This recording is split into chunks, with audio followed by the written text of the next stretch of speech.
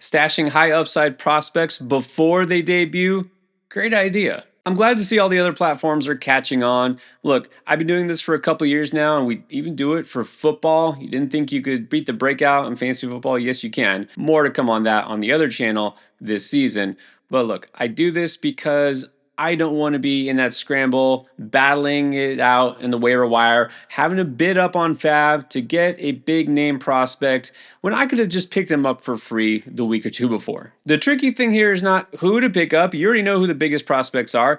It's the timing. When do you strike? So I have to confess, I didn't know for a fact that Adael Amador or David Fessa were going to get called up to the bigs this week, but I had a pretty good idea, which is why I talked about them last time. So now here are 5 prospects that I think the timing is right on. And I'm not alone in thinking that Nick Kurtz could make his debut for the Athletics soon. I will say this, I am not rushing out to get him right here, right now. I don't think it's as imminent as some people think because, people went a little crazy. They saw Brent Rooker playing a game in the outfield and like, that's it. I mean, that's got to be Kurtz, right? There's no other reason. I mean, sure, that could be a reason or part of the reason, but I don't think that means that any day now we're going to see Nick Kurtz debut. But the problem is that even if it's another week, couple weeks, whatever, you're going to have to pick him up now because I've seen his ownership rate in Yahoo is already up to 17% with no definitive word on whether he is getting recalled. And hey, maybe there is something to this. I mean, Rooker, you'd think he'd just DH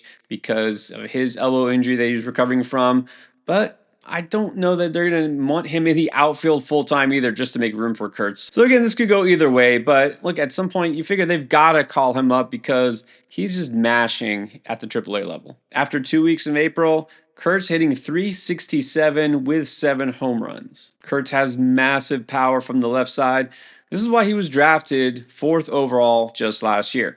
But that's the tricky part now is Kurtz was just drafted last year, very limited experience, which is why there was zero expectation of him debuting anytime this soon. You thought maybe midsummer at the earliest. To date, he's appeared in a total of 26 games, 117 plate appearances of professional ball. Most of that has come this year. So as much as we want to see Kurtz get a shot at the majors, it doesn't mean that the A's are in a big hurry. But at the same time, you might have to be if you're in a competitive league where prospects do get stashed. He might already be gone. So I'm putting this out there a little earlier than I wanted to. And who knows, maybe he does get called up pretty soon. But if you want to find out, this is your maybe last chance. Now, the A's actually have another prospect who made my preseason top 25 list as far as prospects for redraft leagues. Again, I'm not speaking just to the dynasty crowd here. I'm talking redraft. Colby Thomas, outfielder from the right side, is somebody who has some power, a little bit of speed, and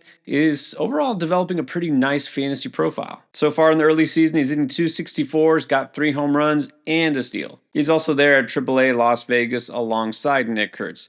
Now, one thing with Thomas is the steals have gone down ever since he got to the AAA level. He really hasn't tried to steal many bases at all, so I wouldn't expect too much in that category. A's aren't a team that's running too much these days. But Thomas does have power. The plate discipline continues to improve. He's just an all-around prospect I like, and he seems ready. He does, unlike Kurtz, have the experience at the minor league level. He's also a college bat, so he's got NCAA experience, a good amount of at-bats in both AA and AAA. He's 24 years old, and this guy could make the jump and probably become an everyday outfielder if there's an opening. And so there's the thing right there. You know what? The A's, believe it or not, don't have a lot of room in their lineup right now. I know Miguel Andujar doesn't really need to be an everyday player, but he's fine for now. And again, the thing with Kurtz is one guy that I had liked a lot and is breaking out, Tyler Soderstrom. He's kind of blocking first base. And so if Rooker is at DH, which he still is technically, then both of these guys might have to wait a little longer. But I'll say for both Kurtz and Thomas, when they debut, you've got to have some interest because not only are they, as we can see, pretty ready to start hitting it out of the park, they could do it in Sutter Health Park, the A's stadium, because it is playing kind of like a minor league stadium, believe it or not. Very early in the season, but so far, it is 4th in overall run factor and 11th in home run factor. Between the two, yeah, Kurtz is the one you definitely want to prioritize, Well, look, if he's taken, or maybe he isn't the one who gets called up first, wouldn't shock me if they put Thomas ahead of him in terms of promotion. Now, staying out west, the Dodgers have is he a prospect or not a prospect?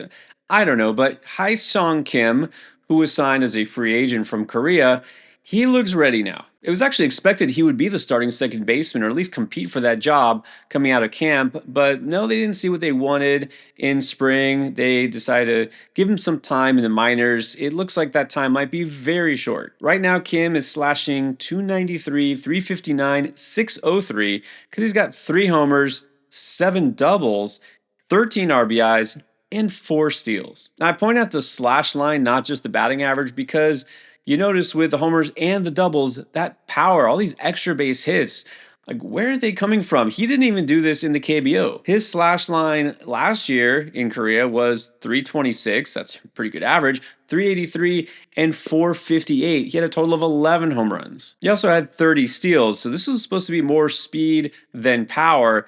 And yet he is raking. It's pretty clear he wants a shot with the big club. But then, first world problems, the Dodgers. Where do you put him? You got an all-star at every position, basically. And right now, second base, Tommy Edman, I mean, he's basically having his best month of his career. He's on fire, hitting home runs. Again, where's that power coming from? So what do we do with Kim? I mean, where are they going to put him? Well, here's what they could do and maybe should do is move Edman to outfield. Remember, he can play everywhere, right? He can play second, short, maybe third. Definitely plays the outfield as well. We can put him in center field, and maybe Andy Pajes, who has struggled, maybe he is the one to go, and then Kim gets second base. It goes without saying, being in that Dodgers lineup anywhere, it doesn't even matter where they put him in the order. Valuable in terms of run scoring. I mean, I'm not going to expect him to produce in terms of power at the major league level, but that's okay because we didn't think that was going to be something we would get from him anyways. He can steal some bases and he should hit for average. So, overall, super valuable player if he gets his chance. And again, I can't imagine that they paid him all this money to keep him in the minors when he is absolutely raking. Now, there's another team in California, which is the Padres, that do need help at the outfield spot. They haven't gone yet to their prospect Tirso Arnelas, but they really ought to. You might remember he made a strong case to be on the opening day roster. I mean, he was one of the hottest hitters in all of spring. He did cool down a little bit toward the very end, but still, I mean, he was on fire, but no, they didn't see enough, or they wanted to go with the veterans, which is seeming like the case. I don't know if that was a great idea because those veterans are not paying off. Jason Hayward is just there. He's hitting 206 and like he doesn't even play elite defense anymore. That was always the thing, his glove and the arm. I mean, he is below league average in terms of fielding, run value, and arm strength. And then Brandon Lockridge, who? Yes, Brandon Lockridge was out there, but now he just get put on the IL, which is pretty good because he was only hitting 194. So this gives him an excuse to move on to someone else. And you already know Jackson Merrill is already on the IL. Jake Cronenworth is on the IL. I mean, come on. How many dominoes have to fall here? But the Padres are still waiting. What they have done is they've recalled Connor Joe, who you may remember from being with the Pirates a couple of years ago, and they also have Tyler Wade. So they're really, really going to go through the whole deck of these utility veteran bats who don't really inspire much. I mean, come on, let's give Ornelas a chance. Oh, and I almost forgot Oscar Gonzalez. You know, good old Oscar Gonzalez from back when I had way too high hopes for when he was with Cleveland. He's still around. He's there. I mean, I guess he'll get a shot first, but I'm going to keep my eyes on Ornelas. He showed some power. You know, he's not a great fielder, but still, nobody else on this roster that I just mentioned really is. They need some spark offensively. Ornelas can provide that. Now, he hasn't gotten off to a blazing start at AAA this year, but he's hitting 271. He does have a homer, and he's not striking out very much. And again, for a guy who really is more of a power bat, only 13 strikeouts as opposed to 9 walks. Kind of annoying that he hasn't been recalled already, but maybe this is just playing the waiting game with manipulating service time. I don't know. But it would be surprising to me if he doesn't somehow find his way onto the Padres roster before May is up. And then there is a prospect who already did get the call in Seattle. We know they need a replacement because Ryan Bliss is effectively done for the season. He's supposed to miss, I think, 5 to 6 months. It's pretty much season over for him. And so what are they going to do? Well, actually, they've turned to a third baseman, Ben Williamson, who is their number 13 prospect. I briefly entertained the thought that maybe they would go to Cole Young, their number 3 prospect, but he's a little, no pun intended this time. He is a little young, and they probably need to give him a little bit more time. Eventually, Colt Emerson is going to be up there, he's their top prospect, and he's going to be a very impactful player, but not yet. Okay, so I think it's going to be too soon for Young. Williamson is going to play third, and Jorge Polanco, well, he could play second, but he's not playing anything but DH lately because of his injury recovery. So their solution right now is for Miles Mastroboni to handle the Keystone. Not sure how long that will last. He hit 194 last year. He's gotten a few hits so far this season. That's fine. Good job, but I don't see him being the long-term solution there. And so if Polanco gets healthy enough to man the field, I think he could go to second base, and maybe then they keep Williamson at third base. Now, despite being a corner infielder, Williamson really is more speed over power, slightly unusual profile. Things are a little different these days. I almost hate to use this comp, but I guess a little more Brian Hayes than Kyle Seager. I hope he winds up being a little bit better and more valuable than Hayes. But my point is, he's not going to be a guy who you count on just for power.